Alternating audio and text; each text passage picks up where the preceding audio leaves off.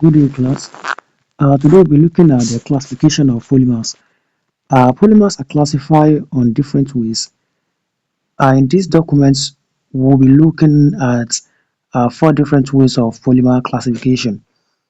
Actually, polymer is a kind of topic in chemistry, or let me say, a course on its own in the university level that's very numerous and uh, large. So, but here we'll be looking at just four ways that polymers are being classified. The first one is based on origin, or we can even say based on source of origin. Two, based on structure. And three, based on molecular forces.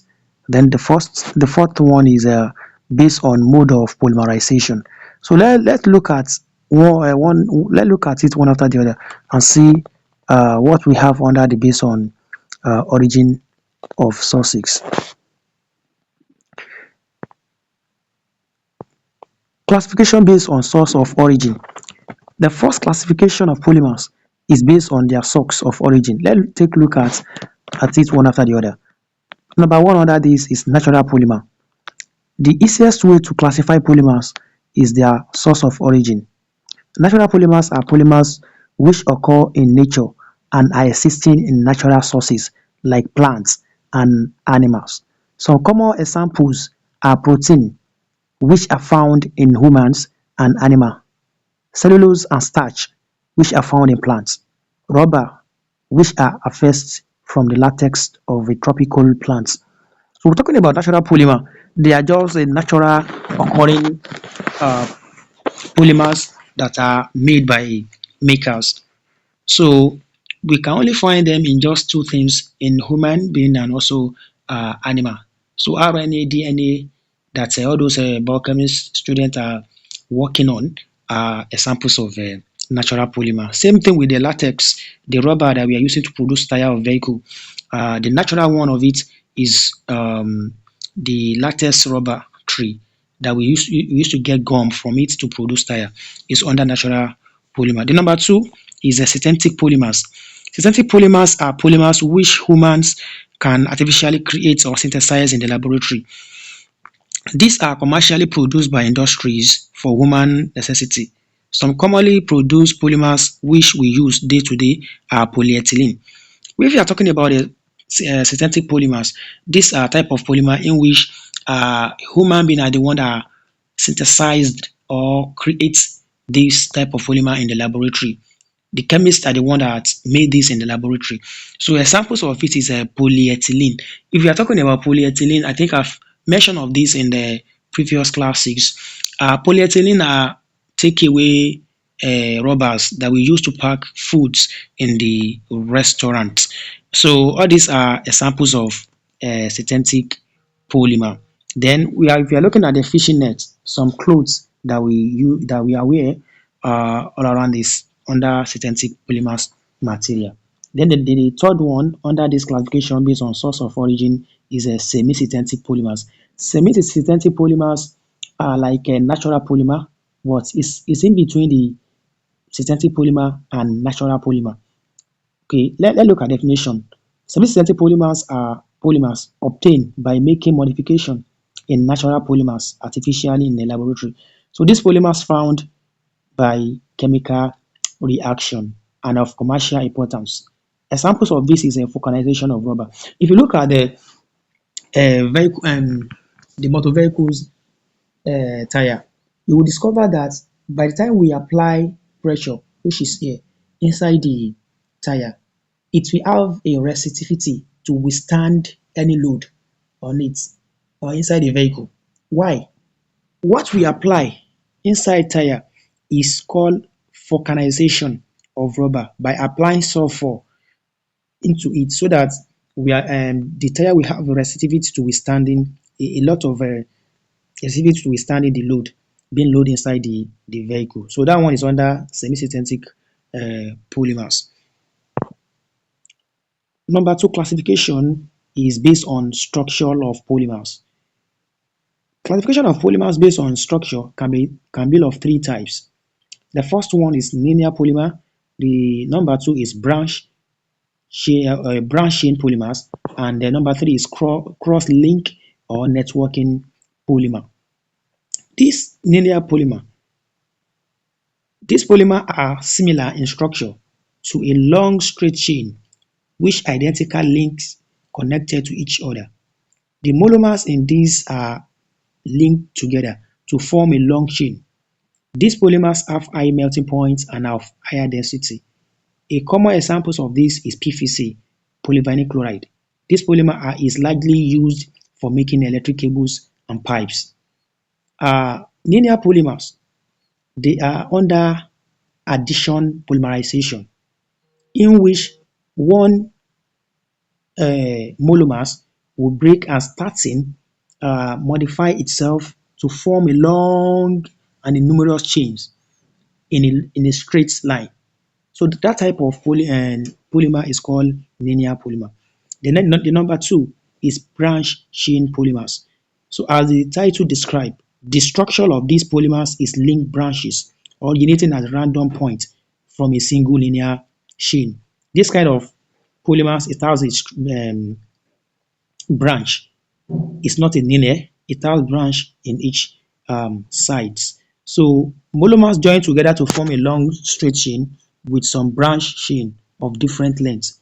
As a result of this branch, the polymers are not closely packed together. They are of low density, having low melting point, low density polyethylene. Examples of this one is there's a one polymer material or type of polymer number that you call low density polyethylene. It is used in a plastic bag and general purpose container is a common examples like all those dustbin that we use in the home to pack papers, materials that is unused. So that type of dustbin are low density polyethylene. So the example of branch chain polymers. Then the third one under this structure of polymers is a cross-linked or network polymer.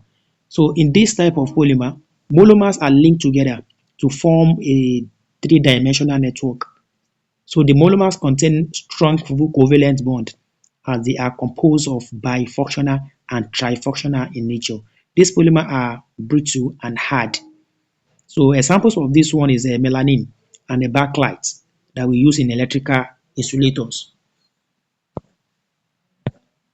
The number three classification is based on I think number four is based on molecular forces. Intermolecular forces are the force that hold atoms together within a molecule. In polymers, strong covalent bonds join atoms to each other in individual polymer molecules. If you are talking about the molecular forces, we know all this. Talking about the ionic bond, talking about the covalent bond, van der Waals forces, all those one are intermolecular forces in chemistry. So when you see that molecule, we react one or two monomers together and it forms a shape like a bucket, all those materials we use as a polymer things. There will be a particular force that will surely make those things to hold themselves together. So that force is called molecular forces, and one of it is a covalent bond. Covalent bond is the one we use in the polymer bond. So under this, they are just classified under four ways. The first one is called elastomers. Elastomers are rubber-like solid polymers that are elastic in nature. When we say elastic, we basically mean that the polymer that can be easily stretched and applying a little force.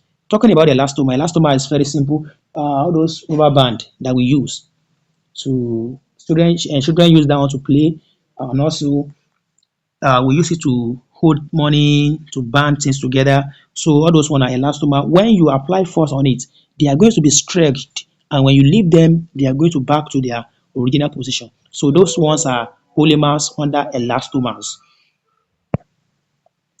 Examples of elastomer, the most common examples of this can be rubber bands, hair bands, even all those boxers that we are using. The rubber at the tip of it is elastomers. Then number two under this molecular forces is thermoplastic. Thermoplastic polymers are long chain polymers in which intermolecular forces called van der Waals forces hold the polymers chains together.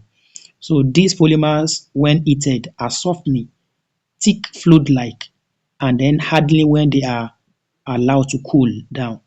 For instance, when you take a polypropylene into when you try to melt it, like all those rubbers, when you melt them, you will discover that they are going to be bent, they are going to be soft. Then when you remove them, when you apply and remove the temperature and allow that to cool, it will also hard again. So that such materials are thermoplastic. Examples of it is PVC, polyvinyl chloride. That is why when you see the plumbers when they are working, they are going to melt the the pipes. So in order to shape it to any shape they want, in order to apply to use it for whatever they want to use it for. So that they are able to do it because that particular material is thermoplastic. It can be heated and also shape it to any length they want. And once that thing is cool, it can be used again. So examples of this is polyvinyl chloride. And the third one under this is called thermosetting. Thermosetting plastics are polymers which are semi-fluid in nature with low molecular masses. When heated, they started to cross-linking between polymer chains, hence becoming hard and infusible. They form a three-dimensional structure on the application of heat. This reaction is irreversible in nature. The most common examples of this thermosetting polymer is that of a backlight, which are used in making electrical insulation. Thermosetting, there are examples, the typical examples of thermosetting is unbreakable that we use to eat. When you try to melt unbreakable, it doesn't melt. Once the pressure is too much on it, it's going to break immediately because the structure of thermosetting, the type of structure that we have in thermosetting is cross-link polymers. So it is not like a thermoplastic. That is why you see unbreakable, whenever you apply it on it, it's starting making a sound and breaks. So go and try to burn unbreakable, you will see that it start breaking and make sounds. Then the last one under this is fibers. In the classification of polymers, these are class of polymer which are a thread like in nature. They are like a thread in nature and can easily be woven. So you can see that there are some tailors that they are using only thread to wool to making use a wool to make some clothes like sweaters. The particular material they are using, that wool or thread that they are using is fibers. So they are examples of polymers. So they have strong intermolecular forces between the chain, giving them less elasticity and high tensile strength. The intermolecular force may be hydrogen bond or dipole interactions. So fibers have shape and high melting point. A common examples of that is a nylon 6. This nylon C6 and a nylon C10, I'm going to do through their structures and their reactions later in the next episode under polymers class. Then the last one here is a classification based on polymerization. In this aspect, we are going to do a lot here because um, lecturers always focus on this aspect. In here, polymerization is a process by which monomers molecules are reacted together in a chemical reaction to form a polymer chain. A three-dimensional networks based on the types of polymerization, polymers can be classified uh, in this process in these ways. The first one is addition polymers. This type of polymers are formed by the repeated addition of monomer molecules. The polymer is formed by polymerization of monomers which double or triple bonds unsaturated compounds such as ethene, such as ethine, such as propylene. In this process, there is no elimination of small molecules like water or alcohol. We are trying to let you know that in addition polymerization, by the time I started doing their structures, you will get to know what I'm trying to say here. In this process of addition polymerization, there's no elimination of small molecule. Once we just get the, let's say I want to use ethene to produce polyethylene, I will just break the one of the two bonds. You know, when you have two double bond, we have a pi bond and the sigma bond. The pi bond is going to break, then I'll be able to add many things from the left and the right for the shade to continue growing. Look, as you have seen it in this CH2 double bond CH2. So in this type of additional polymerization, in addition polymerization, there's no elimination of small molecules such as water or NH3 or H2O, nothing like such in addition polymerization. So these are the type of polymer formed by the repeated addition of monomers molecule. That's the definition of addition polymerization. Examples of addition polymerization is polyethylene, polypropylene, polyvinyl chloride, polystyrene. All those ones, they are examples of addition polymers. Then the last one under this based on polymerization is condensation polymers. When you say condensation polymers, these polymers are formed by the combination of monomers with the elimination of small molecules like water, alcohols. So this one is like opposite of addition polymerization. If you look at the best example in this condensation polymerization is PET, in which you are going to react ethylene glycol with terephthalic acid. When you react these two together, we are going to form PET. All those Pepsi, table water, all those carbonate bottles, their plastic are made from PET. Polyethylene terephthalic are the one that make this container. So the type of polymer is condensation polymerization. So in that regard, you are going to, there's a elimination of water or alcohol or NH3 etc. in condensation polymerization. The monomers in these types of condensation reaction are bifunctional or trifunctional in nature. That is, you are going to react about two different uh, functional groups together or three to form monomer. A common example is the polymerization of ester ethylene diamine and adipic acid, that is nylon C6. We also have methylene diamine, okay, they were nylon cysteine as well. Then PET.